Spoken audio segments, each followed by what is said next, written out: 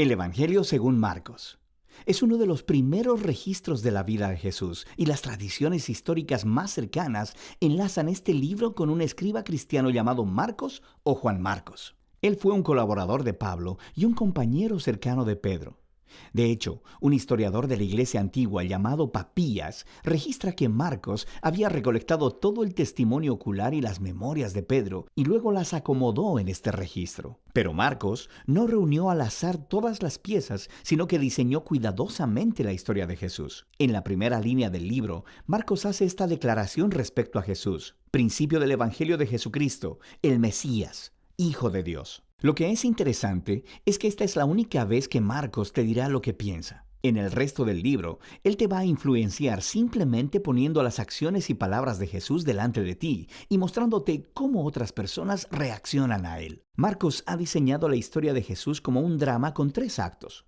El primero sucede en Galilea, el tercero en Jerusalén, y el segundo acto muestra a Jesús en el camino de un lugar a otro, y cada uno de los actos se enfoca en un tema repetido.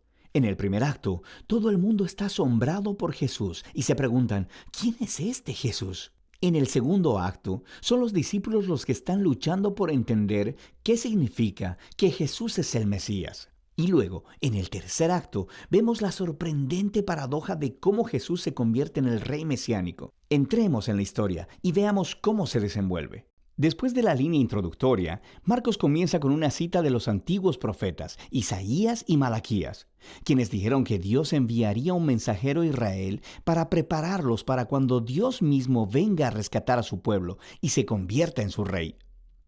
Y Marcos presenta a Juan el Bautista como el mensajero. Y luego, justo cuando esperas que Dios aparezca personalmente, Marcos presenta a Jesús. Y mientras él llega a la escena, los cielos se abren, el Espíritu de Dios desciende sobre Jesús y Dios dice: «Tú eres mi Hijo amado».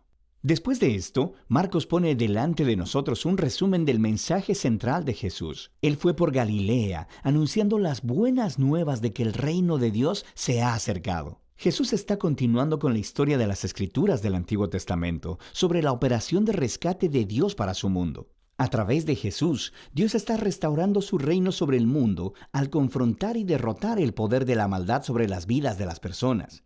Y entonces las invita a vivir bajo su reino al seguir a Jesús. A partir de aquí, Marcos nos da un gran bloque de historias, mostrándonos el poder de Jesús mientras Él trae el reino de Dios.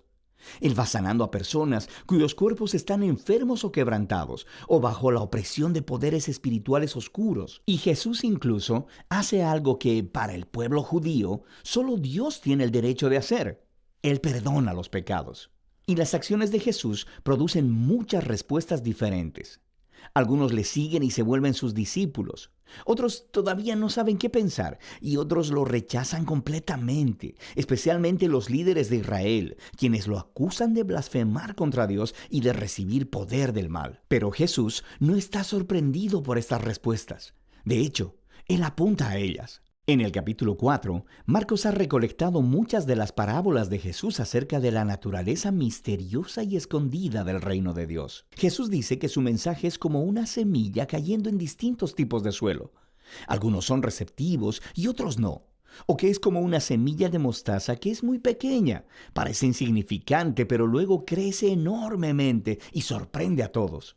El punto de Jesús es que Él realmente es el Mesías que trae el reino de Dios, pero no luce como nadie lo esperaba. Esta creciente confusión acerca de Jesús entre las multitudes está conectada con la idea clave que Marcos enfatiza al final del primer acto, que incluso entre los discípulos de Jesús hay confusión. Ellos también están luchando por entender quién realmente es Jesús. Y eso nos lleva al segundo acto. Este comienza con una conversación crucial. Jesús aparta a los discípulos y les pregunta: ¿quién dicen ustedes que soy? Y Pedro dice: tú eres el Mesías. Pero luego queda claro que Pedro quiere decir que Jesús es un rey militar victorioso, del linaje de David, que rescatará a Israel de los romanos. Pero para Jesús, ser el Mesías significa que Él es el rey, siervo sufriente de Isaías 53, quien traerá el gobierno de Dios entregando su vida en Jerusalén. Y los discípulos no lo entienden. Ellos piensan que seguir al Rey Jesús significa ser famosos e importantes. Y Jesús deja claro que seguirle, en realidad, significa morir, como cargar tu propia cruz. Significa rechazar la violencia, el orgullo y el egoísmo, y entregar tu vida a favor de otros en actos de servicio y amor. Él tiene la misma conversación con ellos 2 veces más. Y todo culmina en la importante declaración de Jesús de que el Hijo de Dios no vino a ser servido, sino para servir y para dar su vida en rescate por muchos. Los discípulos todavía no lo entienden, responden con miedo y confusión. Así que aquí, en el segundo acto, Marcos ha colocado otra historia clave que hace eco de la introducción del libro. Jesús toma a 3 de sus discípulos y los lleva a una montaña, y de pronto es transformado. Él está radiante, con luz y gloria, y una nube los cubre. Ahora, esto es justo como la gloria del Dios de Israel se mostró hace mucho tiempo en el monte Sinaí. Y luego, 2 profetas que estuvieron en la presencia de Dios en el monte Sinaí, Moisés y Elías, aparecen junto a Jesús mientras Dios declara de nuevo: «Este es mi Hijo amado». Al colocar esta historia en medio de todas estas conversaciones en el segundo acto, Marcos está haciendo una declaración asombrosa. Jesús, el Hijo de Dios, es la encarnación física de la misma gloria de Dios. Y en Jesús, el glorioso Dios de Israel se convertirá en rey al sufrir y morir por los pecados de su propio pueblo. Esta es una declaración misteriosa que confunde y asusta a los discípulos mientras dejan la montaña, lo que nos lleva al tercer acto. Para la Pascua, Jesús hace una entrada pública real en Jerusalén. Las personas lo están alabando como el Mesías, y luego Él entra en el atrio del templo y ejerce su autoridad real al sacar a los ladrones y estafadores y deteniendo el sistema sacrificial. Entonces esto inicia una semana completa de debates entre Jesús y los líderes de Israel, condenando su hipocresía.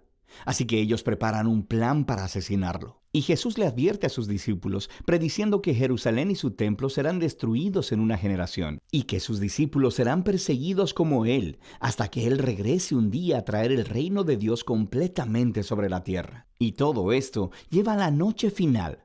Jesús tiene su última cena de la Pascua con los discípulos, una cena simbólica que contaba la historia de la liberación de Israel a través de la muerte del Cordero de la Pascua. Y Jesús toma estos símbolos y les da un nuevo significado.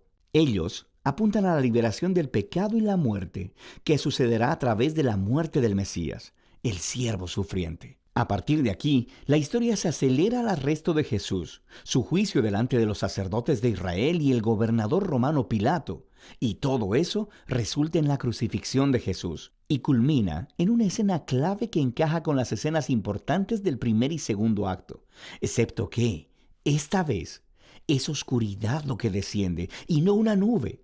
Y en lugar de una voz divina del cielo, se escucha la voz de Jesús clamando antes de morir. Y luego, lo más sorprendente es que es un soldado romano que mira a Jesús morir, el que entiende y anuncia quién Jesús es. Este hombre era el Hijo de Dios. Él es la primera persona en la historia en reconocer la sorprendente declaración acerca de quién Jesús es. Él es el Hijo de Dios crucificado, quien es el Mesías, Jesús de Nazaret, quien murió por sus amigos y por sus enemigos. Después de esto, el cuerpo de Jesús es colocado en una tumba, y en el primer día de la semana, 2 mujeres de entre sus discípulos vienen a la tumba y descubren que la tumba está vacía. La piedra había sido removida. Luego, un hombre angelical les informa que Jesús no está ahí, que se ha levantado de los muertos. Así que les ordena que vayan y les den las buenas nuevas a los otros discípulos. Jesús está vivo y que se encontrará con ellos en Galilea. Y las mujeres están asustadas. Marcos dice que ellas huyeron aterradas de la tumba y no hablaron con nadie porque tenían miedo. Y así es como termina el libro, con los discípulos de Jesús mostrando la misma clase de miedo y confusión con los que concluyeron el primer y segundo acto. Ahora, si miras en tu Biblia, verás que Marcos tiene un final más largo, donde Jesús aparece y habla con sus discípulos, pero seguramente también hay una nota que dice que ese final no es parte del libro original. Solo se encuentra en manuscritos más tardíos y menos confiables. Ahora, es posible que el final original de Marcos se perdió, o que Marcos nunca terminó de escribir su recuento. Pero es más probable que este final abrupto sea intencional para resaltar una idea. La historia completa se ha enfocado en la sorprendente aseveración que dejó perplejos a los discípulos de principio a fin. Esto es el sufriente, crucificado y resucitado Jesús, quien es el Mesías, el Hijo de Dios. Que el amor de Dios y su reino al revés son revelados en la medida en que Jesús murió por los pecados del mundo.